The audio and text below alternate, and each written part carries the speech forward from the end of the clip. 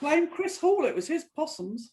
Yeah, we've dropped the possums now. The session started, Linda. Go through decorum. I could tell a joke about sheep. Okay, so I'm gonna go around the room, and I'm going to ask each of you to come up with a quality that you think is key in being a good sensei. I mean, if it's already been said, see if you can come up with something else. Sean, kicking off with you. For me, right now, I think the ability to help me connect and understand the founder's vision and teachings. Okay, so for you, it's a really good grounding in the foundations of Aikido. Just one quality, yeah. Yeah, that's all you're allowed for now. John. Someone who turns up at class week in, week out, year in, year out, even if he doesn't feel like it sometimes. Can I encapsulate that as reliable? You can, yeah. Okay, Vitali. Yeah, I would say the person, it's a teacher who understands you, who can feel you, who can understand what you need at this time and lead you through that. Okay, so they're able to intuit wherever their students are at and be able to deliver what they need. Yeah? Yeah. Understand you is a really good, quick way of saying that. I'll borrow your words. Andrew. Someone who sets an example within the dojo for the sort of lower grades to follow. Can you just expand on that a little bit? What do you want them to be an example of?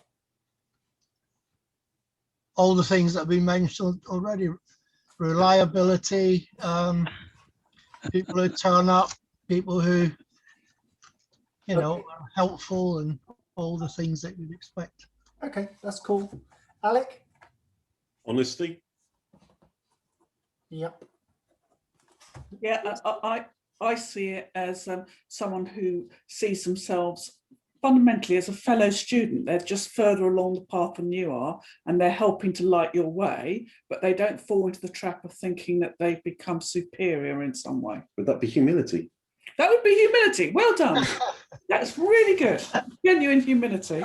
Two words. You sneaked in two there. Fellow student and humility, but good on you. Yeah. Cunning, perhaps, is what they should be. Oh, you know what I'm like. Gordon. Oh, I'd say it's somebody who acts as a guide on the journey. A guide. Okay, so whose journey? Well, it's the student's journey. Right. And the sensei is there to act as the guide. Okay. We'll come back to that in a bit. I think that could be an interesting one to explore, actually. Paul? Someone who teaches the students how to create the art for themselves.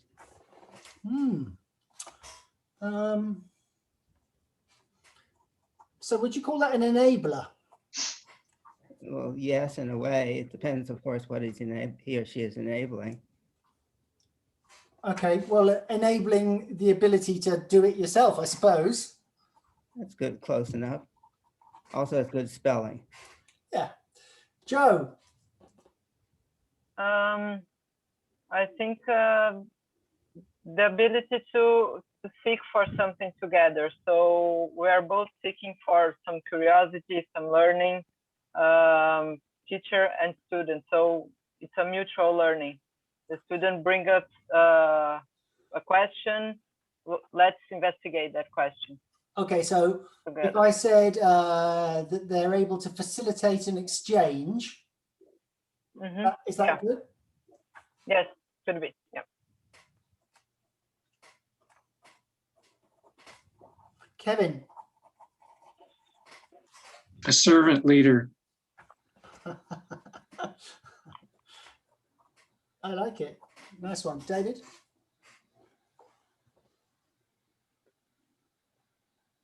The ability to inspire you to. Yeah. I Yeah. think providing Oh, inspiration is important. All right. Definitely. Linda? The patience of a farmer, that nurturing and allowing. You can't force people to grow quickly. Again, I think you snuck about 4 in there. Patience. Patience. Nurturing too. I'm going to let you have that. Okay. Steve. Good quality people management. Okay, so a good people manager. Yeah. Yeah. Okay. In other words, overall, if there's a problem, you deal with it without hassle or whatever. Just try and work it through with people. So are we saying a problem solver? Yeah. Okay. Well, that's what a manager is, aren't they? I think it's different to a problem solver, though, Quentin. I think it's a personnel thing, isn't it? Okay. So what would be ideal words to express what Steve said, in your opinion? A counsellor. On occasion. Or a policeman, perhaps. I don't know. On occasion. Yeah, I think they have to be all of those things. Community leader. Sorry, say that, Linda. A community leader. Yeah. Yeah. Okay.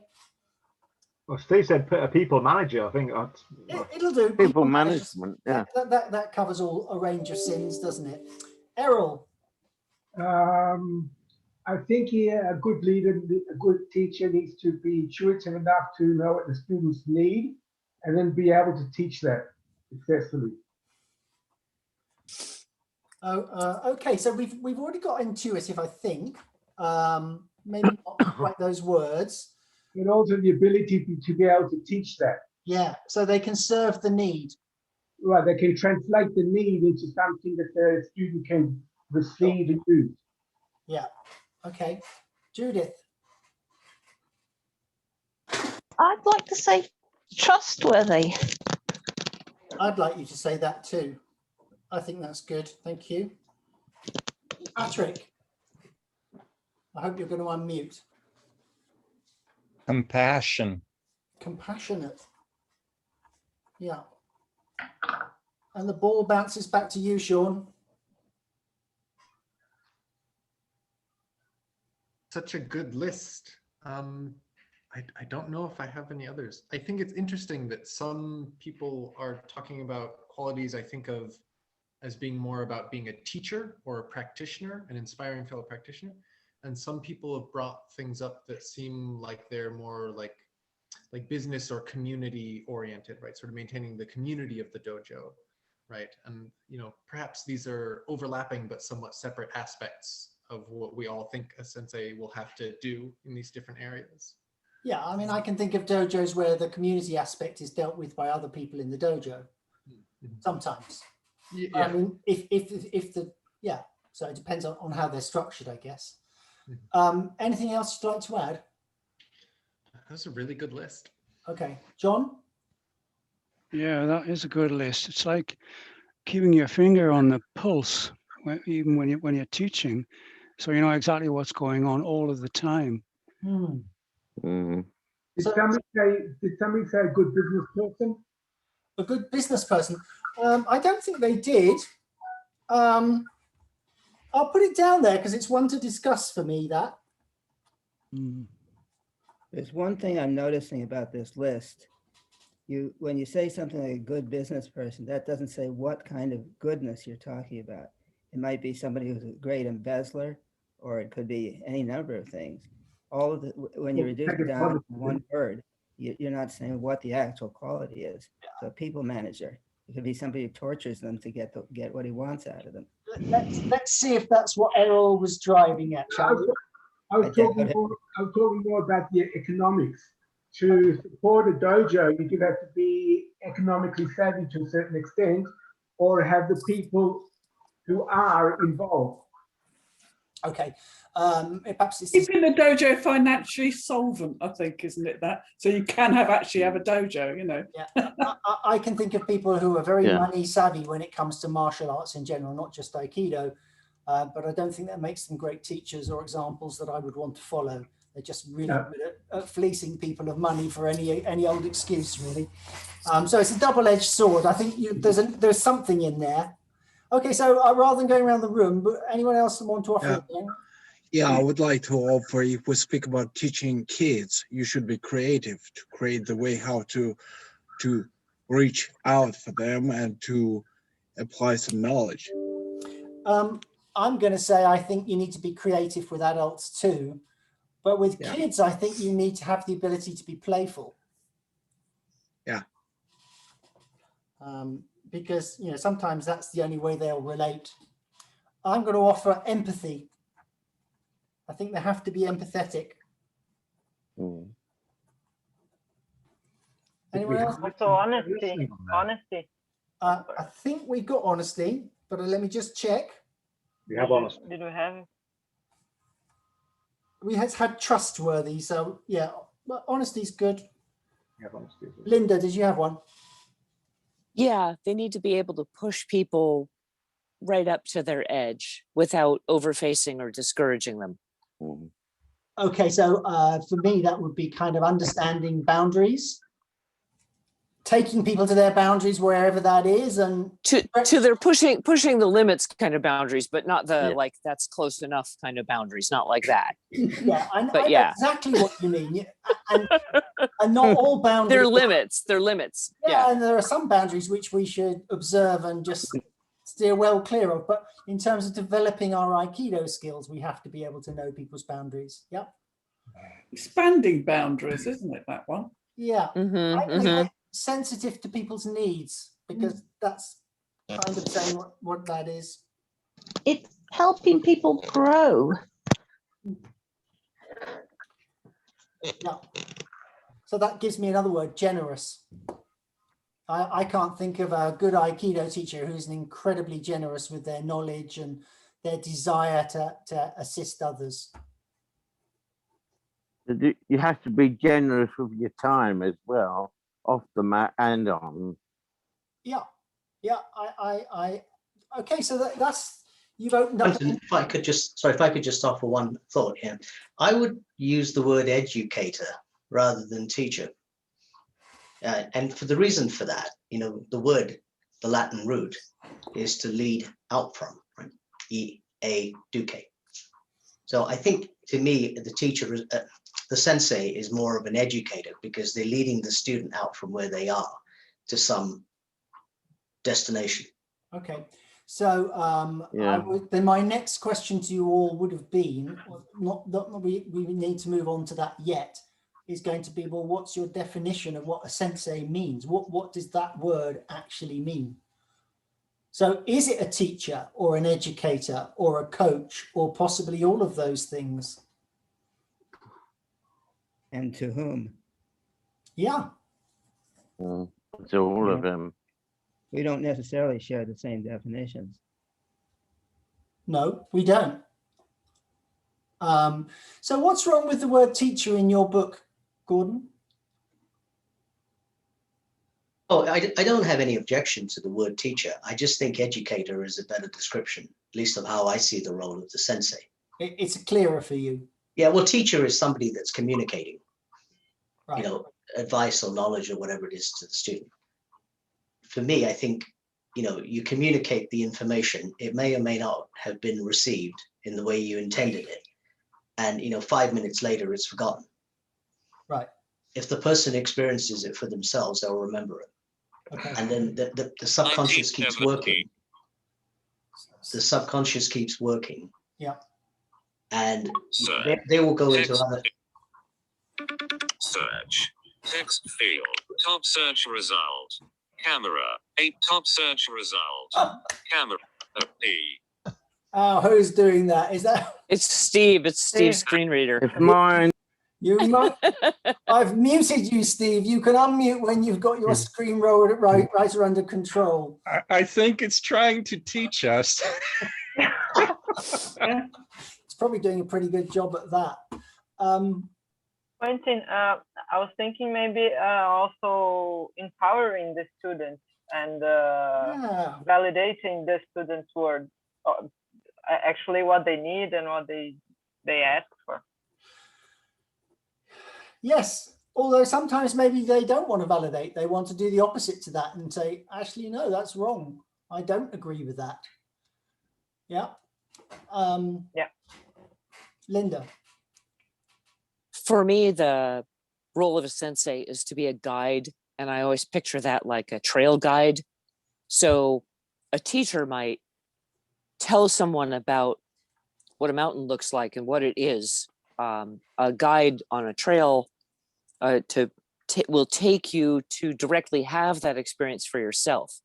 Yeah. Yeah. And it's someone who's been there before, knows the terrain. Yeah, I like that. That's how I sort of see it as well. Yeah, I think that's a nice word to use. Trail guide, yeah. So here's the question. Do you think the traditional version of a sensei, if we go back to sort of founders' days, all these words that we've used would have been the version of what a typical sensei is offered? No? No. I think if I can jump in, some of them certainly, yes, but there are quite a number of things that we came up with that are about like sort of anticipating the needs of students and being able to provide for the needs of students. And while the relationship was definitely sort of a two-way relationship, the model of studentship was that you needed to sort of steal things from the teacher. The teacher was there as an example, right? And it was your job as the student to be empowered by your own desire to learn, right? To steal as much as you could. And so the model was very different. And so it was not so much the teacher looking out, oh, what do my students need? Oh, they're having trouble with this. Oh, I guess I'll work with that, right? I mean, there of course was a lot of care, right? And attention in both ways, but it expressed itself very differently. Okay. So I've heard. Yeah, no, I think you've said very clearly what did happen. So here's the controversial question. That system was in place, well, for hundreds, if not thousands of years. Who are we to question it? Yeah, but it was also in a different society. Yeah, that's different to the Western society. The society where the sensei originally was a person who went there because that was his calling, to follow that particular way of living. Yeah. In Western society, it's not the same. You look for a teacher, which is something completely different. Right. Quentin, I could just back up that point, because I agree with that. It's that over many centuries, the way people learn in all different parts of their lives have changed. So if you go back 50 or 100 years, people had very different experiences about the way schools and things were run. So somebody who went to a school in the 1920s would get to a dojo and react to it in a completely different way from someone, people like ourselves who, went to school first time sort of in the late 20th century or something. So the rest of the world's moved on. That pedagogy in general has moved on, and people just have different mental ways of learning things now. So Aikido teaching needs to move on with it. So something that worked 100 years ago won't work now. I'll challenge you a little bit on that and say that I don't believe that people's ways of learning have changed at all, but what they will accept as an efficient way of learning has. So, if learning my timetables involves just repetition and beating me if I get it wrong, I'm not going to stand for that. That's not the way I wish to be educated. Absolutely, I agree with that. But rote learning. People were used to rote learning, weren't they? So you got to a dojo, you get the equivalent sort of thing, Yeah. Yeah, and there's also a major change that has happened is we've moved away from the master apprentice type of model in education generally. And is it surprising that we're moving away from that in teaching things like Aikido? Okay, so how successful do you think we've been in that journey so far if we look across the piece of Aikido? Personally, I think it's patchy. Let's take a vote on that as we go around. Sean, patchy, making progress, nearly won the battle. Where are you at on that? In terms of moving away from master and apprentice? Yes. Is that, I think that most teaching happens not in the master apprentice model, but I think that the model for becoming a sensei is definitely shackled to the master apprentice. Yes, I think what Alec meant was I am the master, you will do as I say at all times type master. Right? I don't want to put words in your mouth, Alec, but is that actually, yes, there is an element of that.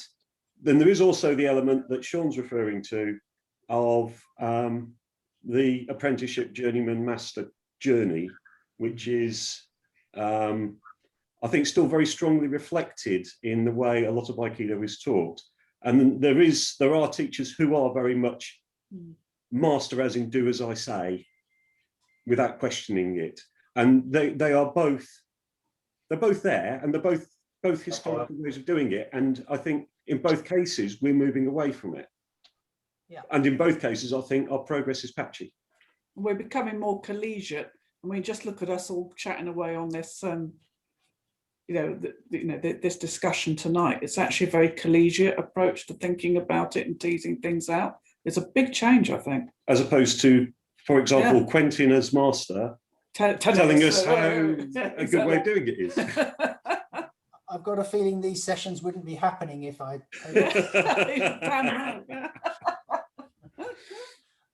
Andrew, what are your thoughts?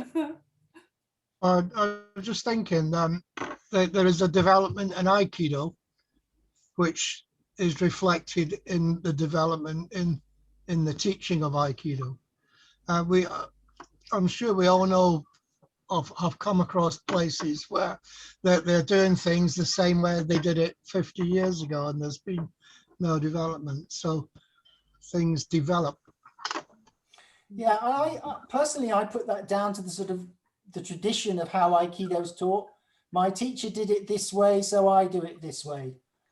And they're not given permission to do it any differently. But unfortunately, the photocopy as time goes past fades. So if anything, it goes backwards. Yeah, can I just add something else in? Of course you can. We seem to be homing in on the sensei as the person at the front doing the teaching. But there are also, in most cases, other senseis on the mat.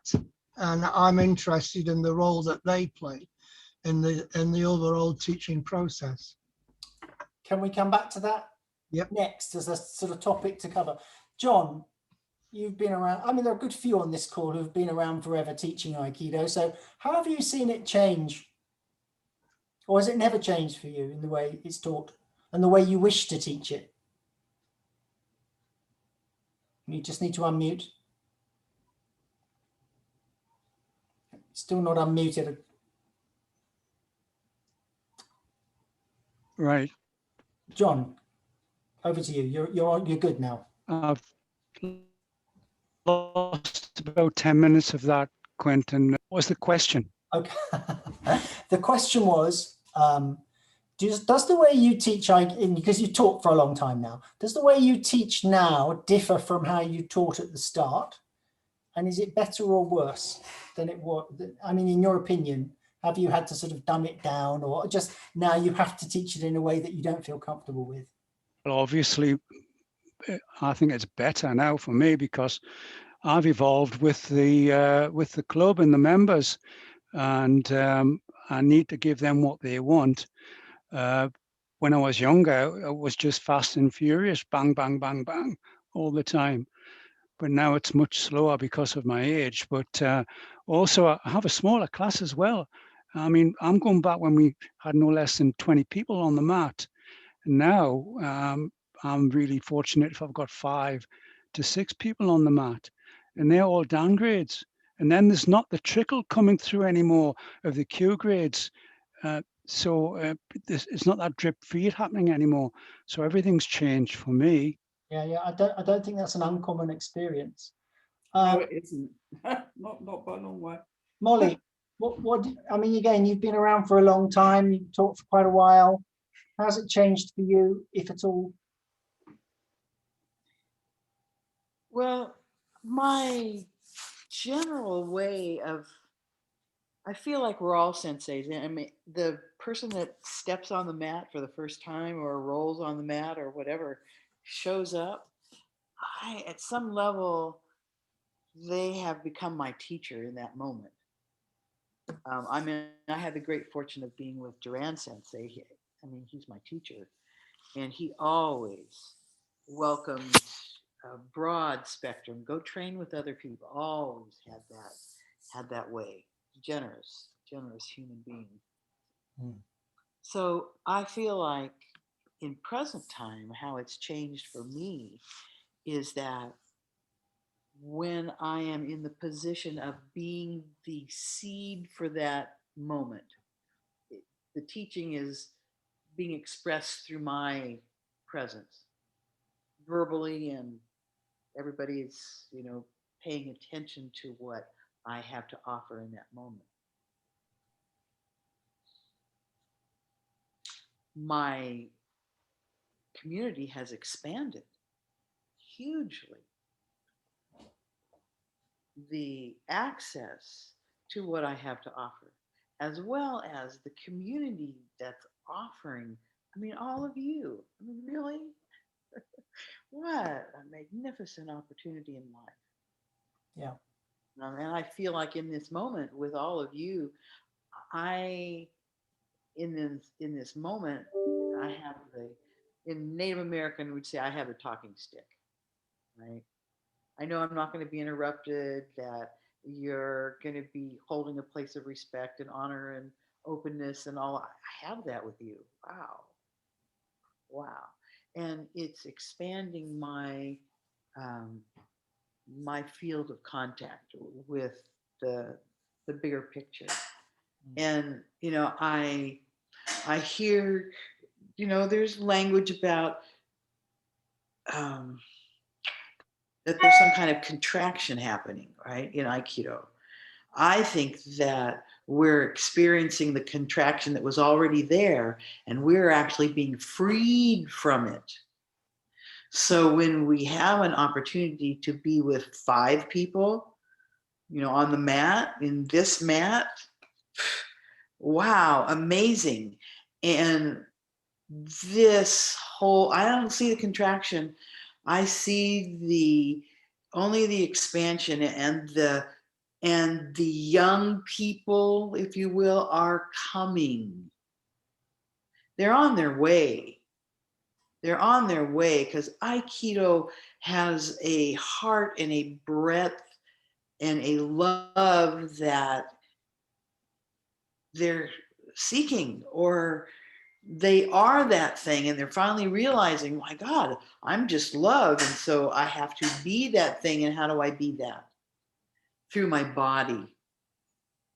Well, there's a good message. So I'm only seeing the expansion. And for me, the change is, it's given me this incredible opportunity to be on the land that I'm on. Yeah. And be with the elements of the earth and the wind. And I feel like I'm with Sensei's, the thing that he was only on the mat, really, technically, for a few hours a day, or most of the time he was just in the natural world. And this pandemic and the teachings from all of you has brought me the opportunity to really be in the earth. So then I'm even indoors right now. Is pretty amazing because it's a stunning day here. Yeah. Stop boasting again. Well, no, I'll take you, in this thing that we are together, I'll take you outside and show you the transformation. We just moved a 20-year-old dogwood tree, but that's a story for another day. I'll be still. Okay. Okay, let's come back to your point, Andrew, then. Okay, there's more than one sensei on the mat. Do you want to expand on that? Well, it comes back to what you expect from your other downgrades. And we've all been in a situation, I'm sure, where you're trying to teach one thing on the mat, and you look around and you see that your downgrades are actually doing something quite different, which is not exactly helpful if you're trying to get your crew guys to do what you're doing.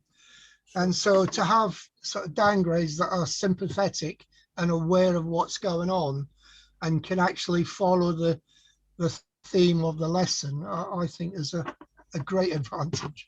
Yeah, I'd agree with that, but I'd also say that obviously every partner you're in front of is a potential teacher, and indeed you're your own teacher. Yeah. And I think another quality that I would want from a teacher is, or guide or educator or coach, would be that they're open to being challenged and don't feel threatened by that. It comes back to your point, Liz, about always being the student. Just being open to the possibility that what you thought was right could conceivably be wrong because somebody's found the hole in it, and they might actually fill the knowledge in for you. And also not wrong as in an on-off sort of thing, but something could have just changed. Yeah. Yeah. You know, your body's changed, your partner's body's different, you know, so just something's different, you know. There. Or whatever you're teaching actually doesn't work on their body. Exactly. You have to find a new way of doing it. Exactly. Yeah. And there's always more than one way of doing things as well. You know, there's always more than one solution for anything. Absolutely. David.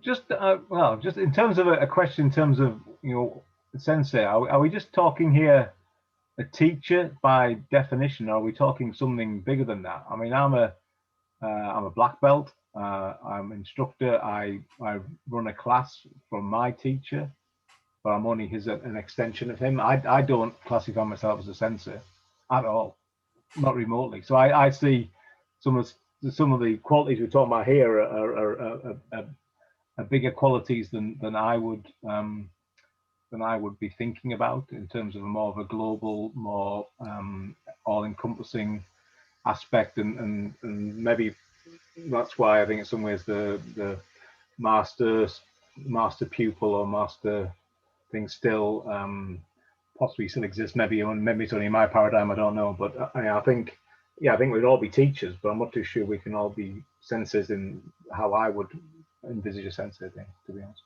Okay, but that's all. We'll get you to expand on what your vision of a sensei is. But for me, I mean, if you're on the mat and you're leading the class, you may not know as much as your sensei, but for the people below you on that mat on that day, you are the sensei. I believe I'm their instructor or their guide, or they're helping them develop their Aikido, but I think some of the other aspects in terms of something that we've gone through in terms of, I don't know, nurturing, managing people, bits and pieces. Yeah, maybe those qualities have got, but I see the sensei as a slightly bigger role than that, and maybe. Okay, so if we look at some of the greats out there, some of the people that are big names in the Aikido world, how many of those people do you think have all the qualities that we listed? Because I can't think of many. I mean, I do know a few, but I can't think of that many compared to the number of people I've trained with. Most of them lack some of those skills and qualities, and actually they may be brilliant on the mat, but they're not always great teachers, educators, coaches. David, can I just say, Ben, what I said at the very beginning about humility, you've got it in spades, absolute spades. So you're a brilliant sensei from my point of view. Well, yeah, maybe I've got humility, but I just yeah, I'm happy to be corrected, but I just see it as being there's some, maybe I'm I don't know, in the realm of the honorific hierarchy of the Japanese martial art, perhaps. I don't know, but I think there's something about a teacher, but there's also, I think, Sensei's there's something more about it. There's maybe a bigger aspect. I think that so often you hear of people who are great. Thank you, Liz, by the way. Are great at what they do, and they'll say something like, yeah, but I'm nothing compared to my teacher. Because that's how they see it. And I agree with Liz. I think that you bring much more to the mat than you believe. Just for example, all these new skills you've learned through Feldenkrais. Well, your sort of teachers haven't been through that model. They don't have the knowledge and the skills that you've learned from that, which are definitely useful to Aikido. So please don't do yourself down. No, I'm not doing myself down. I'm not saying I'm a bad instructor or a good instructor. I see the, and I'm happy if you want to say Sensei is a teacher, then that's fine. I'll count myself in that thing. But I see there's something more than that, and I'm definitely bringing all those other skills and the skills I've learned from the last 10 months of these discussions as well. So that's something, I'm hopefully a better instructor when I go back on the mat than I will. Okay, hands up if you've learned lots over this last year through these sessions. Yay, yes. Yay. Hey, We're all in the same boat, buddy. We're all finding stuff new to learn and hopefully go back stronger than when we started. David, I want to just address something here. So in the lineage through which I have come to my title, if you will, of Sensei, I was allowed to teach by Duran and take over an Aikido club when I just got my first degree black belt. And he said to me, you can totally teach, but don't have them call you Sensei. That's what he said. In our system, the Sensei title does not come until 4th Dan.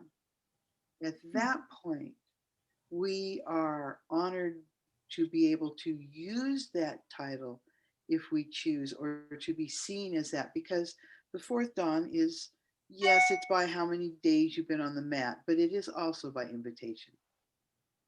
It's also by invitation and honor and respect and those things. So I don't have any knowledge of how many degrees of black belt you Mine's have. the same, Molly. In terms of the official senseis of our organization, they're all 4th Dan. Yeah. So that's not a model I've come across. I can certainly see benefits in doing that, but I don't think that's all that common. Can people put me right or wrong on that? Yeah, can I just chip in there? Yeah. If you think about these great senseis aren't going to be there forever, as we have seen sort of quite recently. Yeah. So we decided in my dojo, we tried to bring on some of the younger instructors, and the different what then happens if I'm in their class and they're teaching, I then have to think about how I react in that situation. Yes. Yeah, it's a good exercise to go through, I think. Linda, sorry, I didn't come back to you earlier. I am now. That's okay. Yeah, I totally see where David's coming from, I think, and Molly as well. That's very similar to the lineage that I've come up in. For us, I think I haven't heard so much that, 4th Dan and above it's not quite that clear. But for me, there's one sensei in a school. That's the person who leads the school, who sets the standards, who says who we are as a community. And there are lots of other instructors. They can be very good instructors, senior instructors, doesn't matter the rank, but the person who's in charge of that dojo is the sensei. Of the dojo or the association? The dojo. Okay, fine. The dojo. All right, yeah. Sean? I, as with everyone, I think, also agree that we have this intuitive sense of a distinction between the person who's leading a class and a sensei. And we started this by discussing, things that we think, qualities we think good instructors should have, but this mythos of the sensei, what makes someone different from an instructor to a sensei, I think is something that's worth addressing. Linda has said, it's the person that runs the dojo. Maybe there are other qualities that go with it, but I'm interested to hear what people's ideas are what makes that difference, so that in our own training, perhaps we can aim to achieve that difference. I mean, you know. Yeah. Yeah. So And in our system, there are very clear, specific techniques that you're supposed to be able to express. And then there is the freeing of that skeleton as you go along, that anchor point of expression. And it's rigorous, really. It's like a, yes, if you would like to be moved in this way, then here is what you need to be able to express with clarity in the art itself. So Duran, if you want basics with clarity and honor and invitation and respect, you're going to get that piece from him. And then if there is, yes, there's the invitation for your second dawn and your third dawn and your fourth and your fifth and your, that there is actually a pathway of moving through that. That's very clear. And there's an honor and respect in you know, you can, anyway, I've appreciated that flow because the people that have come out have been vital in their art and the expression and their open-heartedness. I would say that knowing just a little bit about Californian Aikido, it's hard to argue that the model seems to work. There are a lot of good people that have come out of that part of the world, presumably working from that sort of model. Yeah. And it's kind of interesting, isn't it, that grading is such shall we say, a controversial subject, and one person's 7th dan is another person's not even worthy of a white belt kind of thing. So having a really clear system which defines, well, this is what they've done to achieve that, strikes me as a really good thing. And it also shows a clarity of purpose for Aikido to me. So that's one of the things that I think is essential in choosing your teacher, is that you pick a teacher who's aligned with what you want to learn. Yeah, that's why Sensei always sent us out. Go out, train with other people. You know, it was important. It was important to Well, let's pick up on that point, because that in itself typically is quite a controversial thing to have done. Most of the teachers say, don't you dare train with anyone else, they'll spoil what I'm teaching you. That's what they would say. Wow. Yeah. And how, okay, so how do people around the room feel about that one? Because it is quite a common view. I've certainly, I mean, both Liz and I came from a school which was very like that. You did, and so did I. Yeah, indeed. And actually, looking back on it, I think it kind of hobbles your view of the world. And there are a lot of people that are still in that school who I think really need to see what's out in the big wide world and experience what's out in the big wide world, rather than accept a received narrative of this is the way to do it because we're told this is the way to do it. They've got to go out and experience it. I'm absolutely now convinced that's the only real way to truly understand what you're learning at your dojo, is to go to other dojos. Having traveled down a similar path to yourself, the organization you're talking about did a brilliant job of giving us great grounding. Yep. But there came a point where actually my learning was stultified. I didn't even know there were any other Aikidos. I genuinely didn't. I didn't know there was anybody else doing it. And it's only when I kind of fell out and left that I discovered there was a whole world of stuff going on out there, and my learning just went whoosh. Yeah. Once I did it, I discovered lots of stuff I didn't like, but an awful lot of stuff that I did.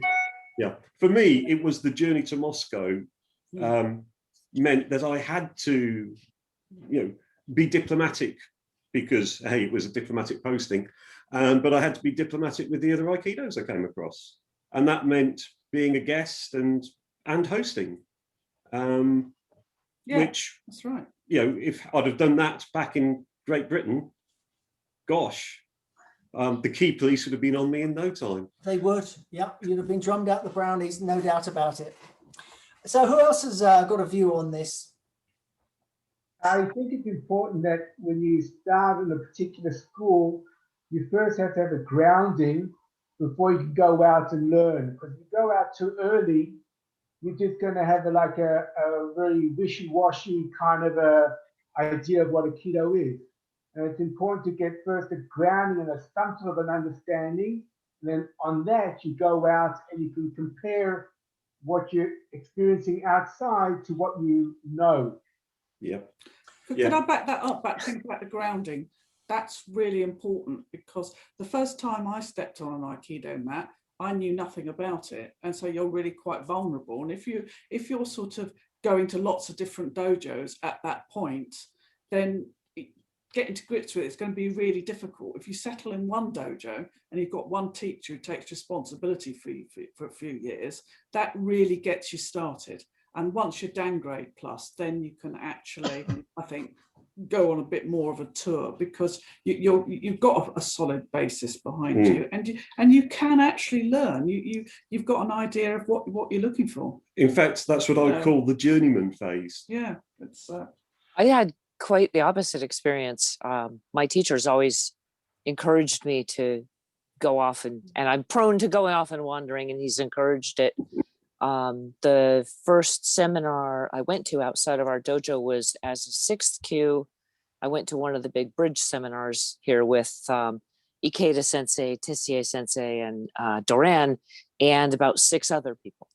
And having that big picture perspective really helped me. Like, if I kind of always associate this with like being a chef, if you specialize in Northern Italian cuisine, that's great, but having a bigger picture of what else is available and where that fits into the world and how it's different and what else, and hearing things from different perspectives was such a help to me. And I've been going to that seminar and others, as much as I can for years, and really have enjoyed it. And I think it enhanced my understanding of what I was learning at my home dojo, rather than making it mushy and fuzzy.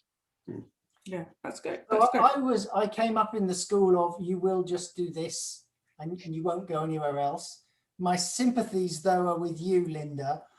My point would be, although I think there is a lot to be said in having a really good grounding from one school. Absolutely. Who is? Oh, I've stuck with the same school the whole time, and that's what but having the bigger picture. Sure. I haven't been dojo hunting, none of that. But I think what I would say is, who it's not the sensei's decision as to how the learning journey goes on. So if I want to go around 2 or 3 different styles, why should I be stopped? Because it might make the instructor feel insecure in himself if you go elsewhere. Do we, as a good sensei, should I feel insecure about that? My version, with my own person opinion is that do what you want. It's your life, and if I feel exactly, insecure, you might problem. lose a few. You might have students who wander off. Maybe they're better suited to Okinawan karate, whatever. But great. And it's the power of the collegiate approach again, isn't it? They might that we're part of a broader college of Aikido, actually. Yes, I mean, some people might learn better by having that broader base. I don't think it's it's my responsibility as the teacher to say, you can't do that. If you do that, you can't train here. Yeah. And individual students thrive differently. I mean, we've all come across probably what I would call the martial Oh arts God, yeah, I was tourist, just thinking about them. Yeah. who goes to many, many Yeah. different classes of many, many different styles and never really scratches the surface of any of them. Sure. But it's his life or her life, and it's their choice, and it's not for us perhaps to. I'll tell you one thing where I've had conversations with the martial arts tourists, and it doesn't apply to what we're saying in Aikido because we fundamentally share the same operating system. So we might move to another dojo, but there's a whole load of shared assumptions and ways, which are there to support us. But with the martial arts tourists, they literally go and collect a few techniques from arts, different arts, don't they? And they think martial arts is a collection of techniques. And I've done several arts in some depth, karate and jiu-jitsu and aikido. And I said to them, no, it's not like that. They're not collections of techniques. To get really good, every art has its own fundamental operating system. You have to train long enough and hard enough so that the operating system sort of boots up, and then you can really do stuff. I said, I explained to them, the reason Muhammad Ali was such a superb boxer wasn't the techniques that he knew, but he spent decades training up his operating system. And if you do the tourist thing, you never actually do that. You don't get the fundamental underpinning that you need to drive it. That may be so, but there's another possibility. If you understand the structure of operating systems, you're finding the operating system for operating systems. It's a meta level. And if you can do that, then you can plug into almost any operating system if it's within your capacity at all. Yeah. And again, I'd say you're right. You can't get to your operating system of operating systems by dipping a toe in here and dipping a toe in there, I don't think.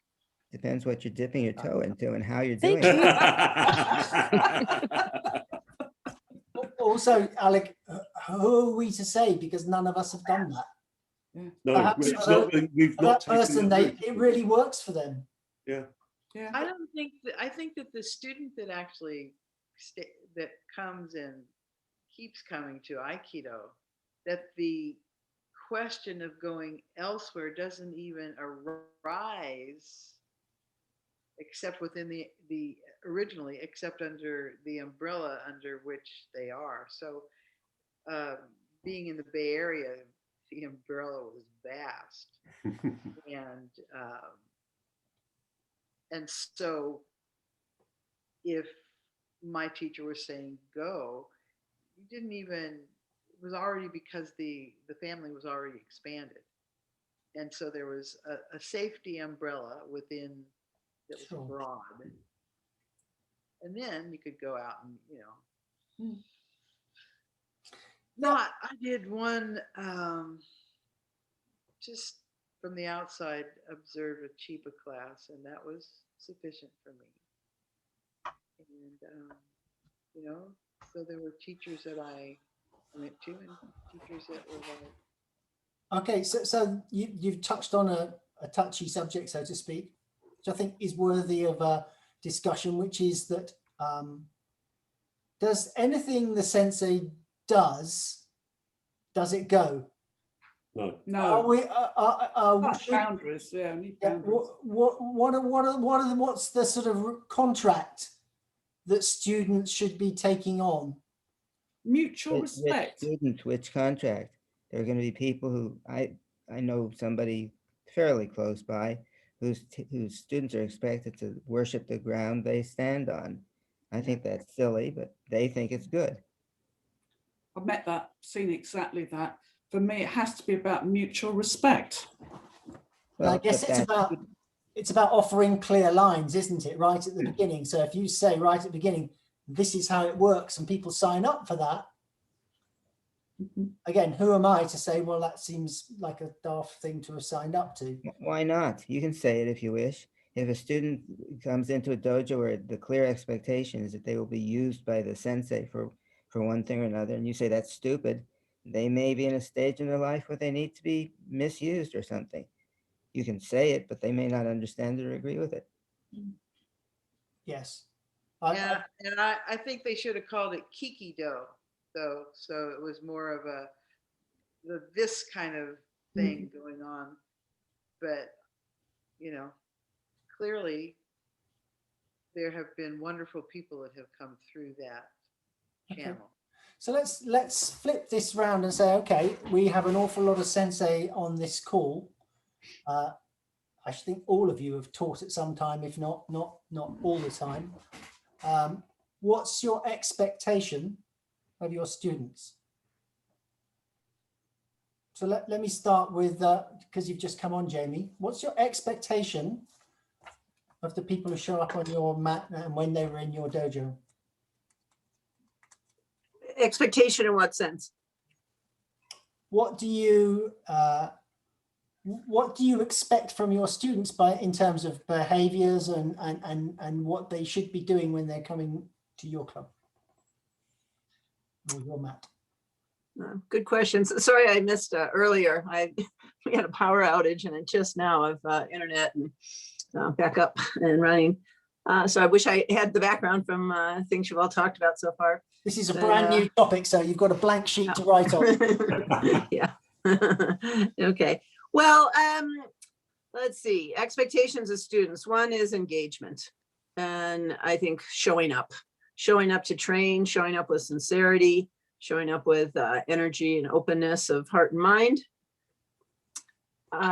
Engagement in terms of, and respectful engagement with each other, with the art, with the instructor, me or whoever's there.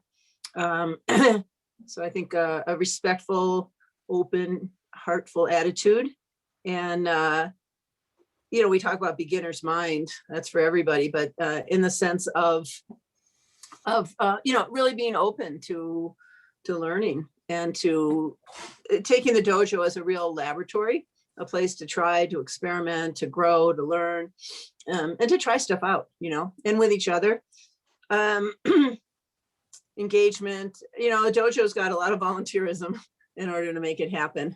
And so, I don't think we can require that of anybody. People do that on their own. And yet that's kind of an ethic, I think, in the dojo, as far as, you volunteer to sweep, you volunteer to help, you volunteer to organize, you just volunteer. There's so many ways to help out. So that, I guess it's a community-minded thing.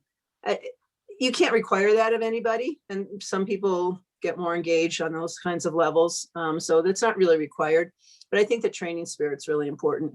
And that, we have to kind of inculcate that. I don't think that it's blind obedience and blind just bowing. I think that I think as a teacher, I want to also create an atmosphere where people can ask questions, can engage, can offer their opinions, can question, and so that we can learn together and we can contribute together. So it's kind of finding that mix. And I think for me, what's been really interesting, and it's very interesting now, is we're sort of, in a sense, questioning the traditions, the hierarchy, and the whole structure of Aikido, the power structure. How do we what kind of blend do we have of that traditional models with what's current, what's relevant, what's real, what fits us, that does keep a mutual respect and in a certain sense an egalitarianism within a hierarchy? I think that's a really big question. So nice phrase, I like it. I'm going to put you on pause just purely because when we went through qualities of a teacher, I made everybody up for something rather than, but you've covered the subject really well in terms of what we might expect from our students. So let me open it up to others and see what they would expect of their students. So Gordon, do you want to offer something? What do you expect? Yes, my wish is that I will become redundant. That they strive to make you redundant. I like it. Or let's just say that they no longer need me. Okay, that's probably better because you do want to carry on practicing, right? Mm-hmm. Paul, what about you? One of my students once said, Paul, long after you're dead, I'll be teaching this stuff in places you can't even begin to imagine. That was wonderful. That's what I would like. So you want to get your students to a place where they can continue the journey. Their journey, yes. Yeah, brilliant. Yeah, brilliant. But also probably taking on board your journey as well. They wouldn't have got where they are to do it. What about you, John?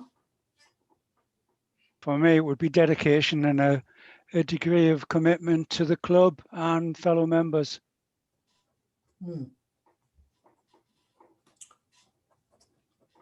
Andre? The dojo means a practice hall. And if you don't practice, you don't get anywhere. You don't suddenly become an expert at something. You become an expert by long practice. So practice. So you expect people just to be willing to do that? Yeah. That sounds good to me. Hugh, you've been very quiet. Do that. Okay. It's a very complex question, actually. That's what and it's Hugh. Yeah, I know, and so it's difficult to deliver a very simple answer. But I think you know, respect is to everyone is key and the tradition. But I do think that we live in apart from, you know, actually probably several of you out there who I would call full-time teachers of this art. For the majority of people and for the majority of dojos, there's a necessity really to market the art and market for the teacher to market themselves to the customer, which is the student, because the competition is not just another dojo or another sensei. It's a completely different activity in life. Sure. And if this thing is going to grow, which we all hope it will, but which it isn't at the moment, then I think that there needs to be a bit of a radical rethink of the way it's done. And actually tonight's subject of what a teacher means. I mean, I think in any walk of life, you kind of earn a title. A title is just a nameplate on a door to some extent, but it's something that you earn through respect. So it is not a given. I think a lot of people take this title on when they have the first opportunity as a given and expect a particular reaction from students and expect a particular behavior. I think other than the very, very, you know, senior and full, and I agree with your point, by the way, senior rank doesn't mean good teaching at all. But one thing I would say is that when, if you meet somebody who is teaching very regularly, I observe they actually make very few mistakes in terms of the techniques they're doing, because they're doing it repetitively and it's kind of working. I think for the majority of teaching for part-timers, definitely I would include myself in that, we're probably constantly making mistakes. And there are only three things that happen in Aikido. One is whatever it is one's trying to do really doesn't work, but generally speaking, you can rule that out because it's been going a long time and people have made it work. Secondly, you're not explaining it right. So you need to learn very rapidly from students. Not that they're stupid or that they, you know, they're just doing it wrong. The third element is they are generally doing it wrong. But the big element is it isn't being explained properly. So you need to be able to learn very rapidly when somebody isn't picking up on something and explain it in a different way. Yeah. Hopefully only once more so that they do get it. So I think it's a big two-way flow. I mean, the students, for me, if I'm privileged enough to be out there on the mat, the students are my teachers. Okay, I like it. I'm not sure you answered the question what you expected of your students, but I love the fact that you came up with the fact that teachers need to have great communication skills. And that means communicating in lots of different modes, really, because it does differ from student to student, and having different words to explain things, as well as, you know, using touch and sight and all the other things. The biggest thing I really want from students is a smile on their face. Actually, I want people to enjoy it. I want them to leave with a buzz. That's a great point too. Thank you, Hugh. Frank, so here you are making this dojo in Kenya buzz. What do you expect from your students? Oh, can you hear me? Yes. And he's Tiger, not Frank. He responded. What do you expect from your students? So one, I expect them to enjoy the class and have that motivation. As a reader, you have to have, like the speaker who have just spoken, the different communication skills, because we have different people learn in different way. You'll find someone is very sharp learning techniques, someone is very slow. So as a reader, you have to have some patience and also be able to learn also from the mistakes and things that you're doing to improve your teaching. The same, you need to teach your students, because one time the student you're teaching, they'll be teachers also. Well, you know, as I said, there are a lot of teachers on this call, and I think we'd probably all agree that teaching is just a brilliant way to learn. Yes. The best way to learn. Yeah, absolutely. Joe, what about you? You've been relatively quiet, and in some ways you were the one that this topic is all for. Yeah, well, I was thinking a lot of talking here. I resonate firstly with David. For me, it changed completely my relationship with my senseis. By the time I started to have a relationship with them in my personal life, just like my highest ranked sensei, which was responsible for our grading. We live very close to each other, so at least once a week we shared a lift to the dojo.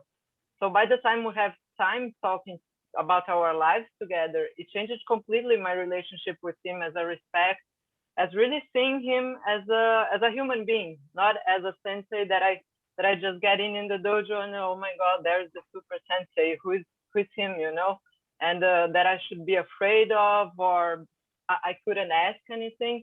And by the time we became more close to each other, at some times, okay, he was showing a technique, and then he was walking from the mat, and then I pushed him from my side, and I said, oh, what about this type of video, for instance?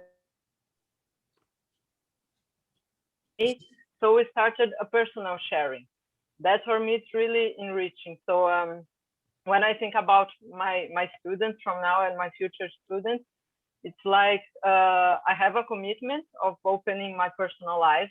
I am a human being before being a sensei or an architect or whatever I am.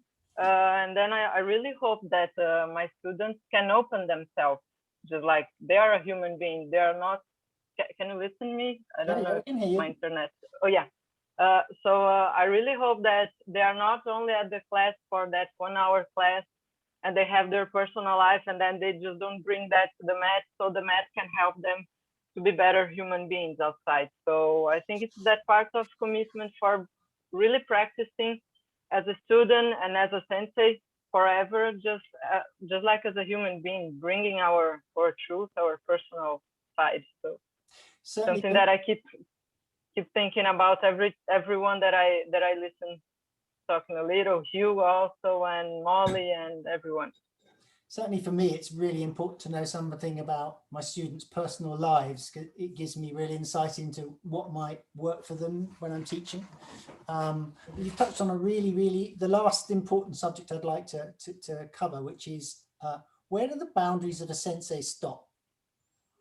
Because I can think of teachers who, you know, it's sensei wherever they go, in whatever circumstances, they're always right. You never question them. It's not just the mat. There's a few of them around.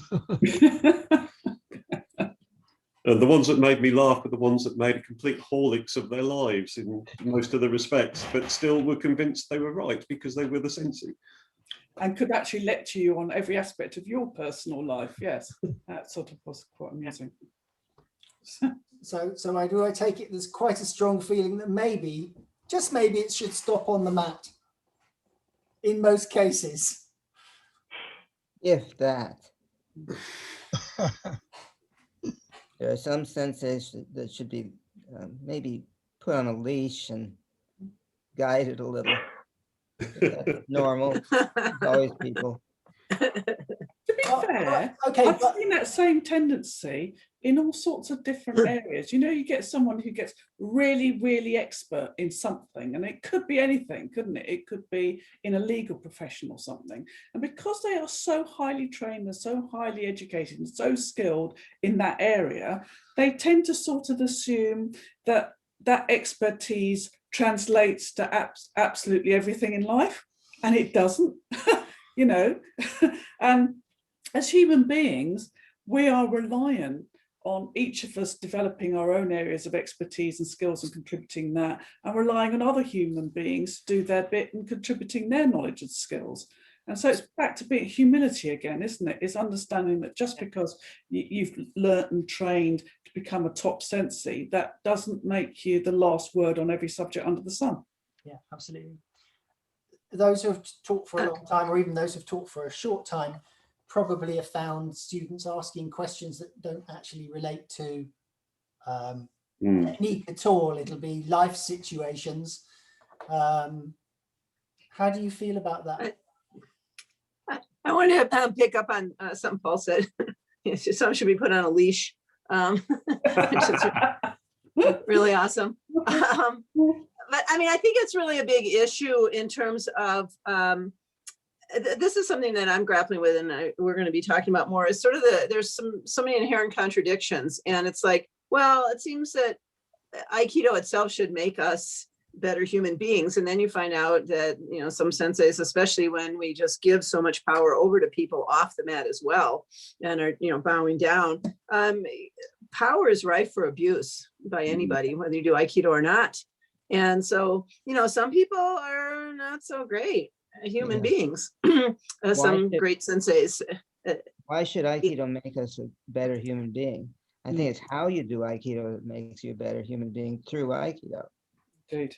You have to be a better human being to choose to do Aikido that way. If that's the case, Paul, then all these people who are brilliant at Aikido on the mat should be brilliant human beings, shouldn't they? They should be. Well, it depends what you mean by brilliant human beings. Okay, well, we could get down to definitions. Well, I think that's what I mean. But well, I think I know what you mean, and I agree. Just because you're good at putting a Nikkyo on doesn't mean you know who should be Nikkyo'd and when. You can be a complete jerk and do a good Nikkyo. Well, theoretically, to me, theoretically, what we study and practice, the actual philosophy, it should have something to do with making us better human beings. But, you know, we find that discrepancy in religions, for example, I mean, in anything. But so something else I wanted to say is, just to tie back for a second, is I think that part of the job of the teacher, and sensei means one who's come before, but to me, it's kind of being the inspirer in chief. If I can really inspire people, I may not know everything to teach them, but, you know, if I can inspire them, and we can be an inspired community supporting each other, that's pretty cool. Trump, he was very inspirational for some people. All right, Paul. Not exactly what I meant. I think you all know what I mean. Let me just say one other thing. This is a really kind of interesting example, which is in Israel. So there's some, you know, I teach a lot of dojos, and one in particular I go to a lot, and so that's great. And a guy who is like maybe 4th Q, white belt, and it turns out he's a heart surgeon. He's a pediatric heart surgeon. And about, some of you know, a couple of years ago, my wife had a weird pericardial effusion, it's called. So thank God she's better. But that was a really rough period when she was going through that.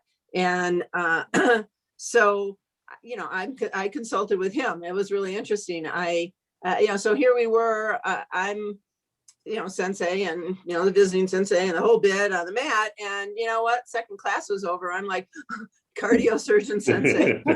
Yeah. You know, and he gave me information, he gave me support, and it was great. You know, we just kind of switched roles. The second class was over, and I certainly had plenty of respect for him on the mat. He had plenty of respect for me off the mat. So that's just a nice example, and I think that we really need to stay aware of, you know, yeah, we're sensei and on the mat, but you know, who are the people who are training? There's some incredible people, and off the mat. we were So I think saying that's really earlier- important to stay aware of. we were saying earlier, Jamie, that one of the skills that a good sensei should have is really knowing where their students' boundaries are and where to push them from and make them become better and more proficient at whatever they're seeking to do.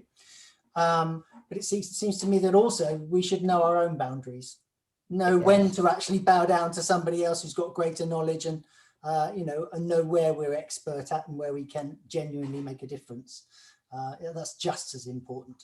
Yeah, that's the problem with the beginner's mind. If you really have a beginner, somebody who has nothing in their mind, then you're okay with that. But if you have somebody coming on who has skills and knowledge and has already lived, they should be able to contribute something from their expertise. Yeah. Let me say one more thing. I think we have to be aware of appearances. What do I mean by that? So when I got to the dojo one night, this was in the beginning of this whole experience around the heart thing, I pulled the sensei aside and we were talking. He's like, you know, Manishima, how are you? Blah, blah, blah. And then I said what was going on. And he said to me, do you know, and he pointed to the student, this man, did you know that he's a cardiac surgeon? And I'm like, I did not know that. I had no idea. I would have never in a million years, if I looked at him on the mat. He was, you know, he was kind of a brainiac. He wasn't a somatic guy. He wasn't an athlete. So if I just looked at him in his gi and his white belt on the mat, I would have had no idea who he was and the level he was at in his profession. So I think it's really important, you know, not to go by just what you see. And especially if you're looking at students, you know, somebody could be a white belt or whatever they are, or new in Aikido or not so great in Aikido. That doesn't mean they're not like amazing off the mat. Yeah, absolutely. Yeah. Guys and girls, I think we've really covered this subject to a good degree, and I'm going to propose that we close. But if anyone has any final comments they want to offer, of course you should do so. Hugh. Quentin, just very quick, I mean, just to endorse Jamie's thing on inspiration. It's very common for movie stars and famous people to be interviewed, and a common theme there, you know, what got you started, and it was the inspiration of a particular teacher who was Mr. So-and-so or Mrs. So-and-so, who is still teaching 40 years, 50 years later to a small class of kids in a deprived area somewhere, or whatever the backstory is. Sure. But they remember the inspiration of that individual, who may not be a great sort of Shihan in their world. So I'd just like to endorse that. It's a fantastic point, because yeah, one of the things that keeps me going is occasionally getting stories from students who come back and say, I heard you saying this to me when this situation happened and it made a huge difference. So you never know what you leave with students. And some of those are people who didn't stay very long. It's just, so you just never know. Absolutely. Joe. And then finally, a challenge for Paul, I think that we should all endorse, is that if Paul could just come up with a list of the great and the good in the Aikido world with their ranks, and then award them a colored leash and present it to us next week. I think it's easier to come up with the ones who should be leashed and their colors taken away. But okay. Is that a blacklist? I'm not sure we want this recorded. It's up to you, Paul. Definitely not. Joe, would you like to close the session? Yes, one last word. So as we have been talking, Quentin, your article on the art of ukemi, it has been helping me this week mostly. But of course, I'm getting back that over and over, and there's a lot about that. Even that part that to say we need to trust our uke or our nagi with our own bodies. So we are, as a teacher or as a student, we are delivering our own bodies to the other one. So I think it's part of that. It's for me at least. I can deliver my body to somebody else without knowing them personally or showing my personal side. So if anyone should or want to read that article, it's very, very special. It's something for every day. Thank you. I'd like to say one thing. Oh. Frank Duran on my Shodan test made a comment that I'm still learning from almost 40 years later. I think that was brilliant. Great stuff. Thank you all so much. It's been a rich conversation, as it usually is. Jamie, are we going to be able to organise the sort of Sea Grant program thing for next week, do you think? You know, I was just talking with our committee about that.